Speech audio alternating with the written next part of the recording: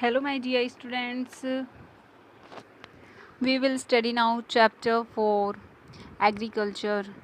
हमारा एग्रीकल्चर का चैप्टर चल रहा था और our topic is a farm in the USA, यानी कि संयुक्त राज्य अमेरिका का एक फार्म.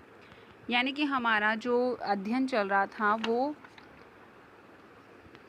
भारत और संयुक्त राज्य अमेरिका की वस्तु स्थिति के बारे में हम अध्ययन कर रहे थे, जिसमें हमने इंडिया के फार्म के बारे में हम लोग पढ़ चुके थे. मुन्ना लाल यहाँ के फार्मर थे.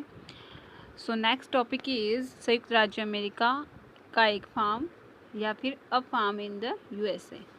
सो let's now start it. The average size of a farm in the USA is much larger than that of an Indian farm. संयुक्त राज्य अमेरिका में एक फार्म का औसतन आकार भारतीय फार्म की तुलना में बहुत ही बड़ा होता है. A typical farm size in the USA is about 250 hectares. संयुक्त राज्य अमेरिका में एक प्रारूपिक जो खेत होता है तो उसका जो साइज होता है वो 250 हेक्टेयर का होता है. The farmer generally resides in the farm. किसान सामान्यतः फार्म में रहता है. किसान कहाँ रहता है? फार्म में ही रहता है, यानी कि खेत पर ही रहता है. Some of the major crops grown are corn, soybean, wheat, cotton and sugar beet. Mecca, soybean, गेहूं और चुकंदर यहाँ उगाई जाने वाली कुछ महत्वपूर्ण फसलें हैं. कहाँ की? यूएसए यानी कि अमेरिका की मुख्य फसलें कौन कौन सी हैं? सोयाबीन, गेहूं, कॉटन एंड चुकंदर. Joe Horn, a farmer in the Midwest USA in Iowa state, owns about 300 hectares of land. संयुक्त राज्य अमेरिका के मध्य पश्चिम में स्थित अयोवा राज्य के एक किसान जो होरन वहाँ के किसान का नाम था और इंडिया के किसान का नाम मुन्ना लाल था. जो होरन के पास 300 हेक्टेयर भूमि है. कितनी हेक्टेयर? 300 हेक्टेयर भूमि है.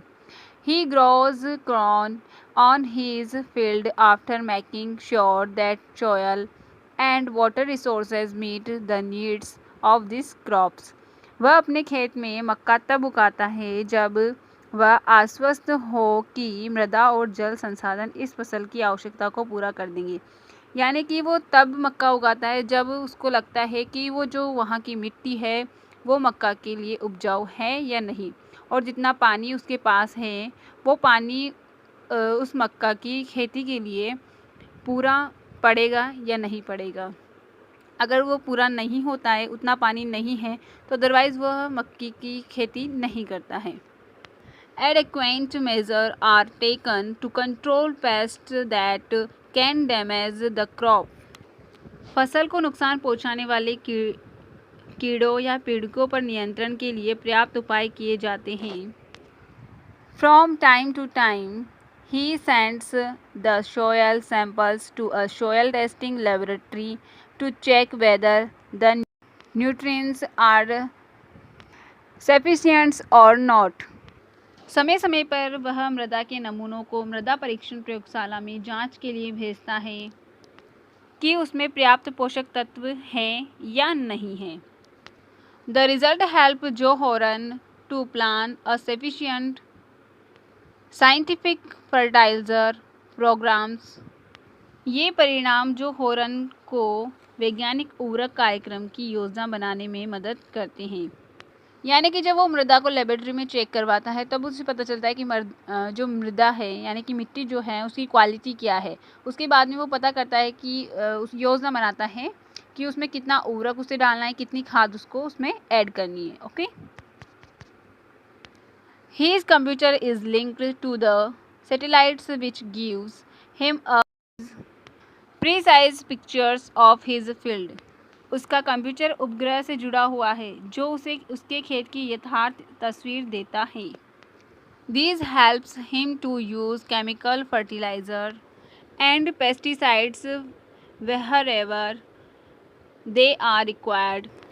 यह रासायनिक उर्वरकों और कीटनाशकों का आवश्यकतानुसार प्रयोग करने में उसकी मदद करता है, यानी कि अपने कंप्यूटर को उपग्रह से जोड़ कर रखता है ताकि उसके खेत की तस्वीर उसे दिखा सके, ताकि उससे ये पता चल सकता है कि फसल किस तरीके की हो रही। तब उसे कीटनाशकों को जो रासायनिक उर्वरक हैं और कीटनाशक जो हैं उनका आवश्यकता अनुसार प्रयोग करने में उसकी मदद करते हैं, क्योंकि अगर ज़्यादा कीटनाशक या रासायनिक उर्वरक हम ज़्यादा फसल में ऐड कर देते हैं तो प्रॉब्लम हो जाती है, और कम डालते हैं तो भी प्रॉब्लम हो जाती है। तो जितना उसको ज़रूरत होता है उतना ही हमें डालना पड़ता है।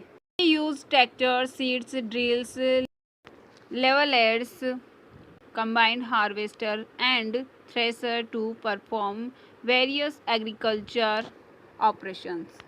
वह ट्रैक्टरों, बीज बोने की मशीनों, समतलक संयुक्त हार्वेस्टर और थ्रेशर का उपयोग कृषि संबंधी विविध संक्रियाओं में करता है। Grains are stored in the automated grain storage or dispatched to market agencies। अनाज स्वचालित अन्न भंडार में संचित किए जाते हैं अथवा बाजार अभिकरणों मार्केट एजेंसियों में भेजे जाते हैं। The farmer in USA work like a businessman and not like a pheasant farmers. संयुक्त राज्य अमेरिका में किसान एक व्यवसायी की तरह काम करता है, न कि एक खेतिहर किसान की तरह। जिस तरीके से हमारे यहाँ जो है किसान वो खेतिहर किसान की तरह कार्य करते हैं, और जो USA के जो किसान हैं, फार्मर हैं, वो व्यवसाय या बिजनेस के तौर पर खेती करते हैं। Please share this video your friends, your classmates. Thanks to watching my YouTube channel. Please like, comment and share, subscribe. Thank you.